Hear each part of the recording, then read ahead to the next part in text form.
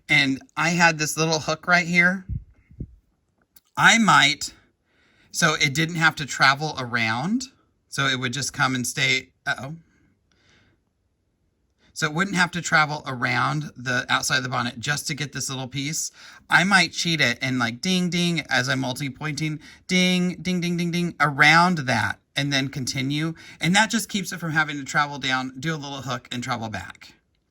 I hope that makes sense. In these cases, I would definitely crop these out because they're going to stitch right on there. But this is far enough down and having to travel far enough that I might just cut that little hook off. Nobody's gonna know. And we'll look back at the top. Like if this little piece that shoots out here wasn't there, nobody's gonna know that we cut something off. Again, you know, if this hook wasn't here or this little piece wasn't here, again, that little hump right here, nobody's gonna know. So we can take little pieces off if we have to, but it's all dependent on what kind of look you're going for. I'm not gonna crop that one. I'm just gonna close that area, and then I'm gonna stitch this out, and we'll see you back here in a second.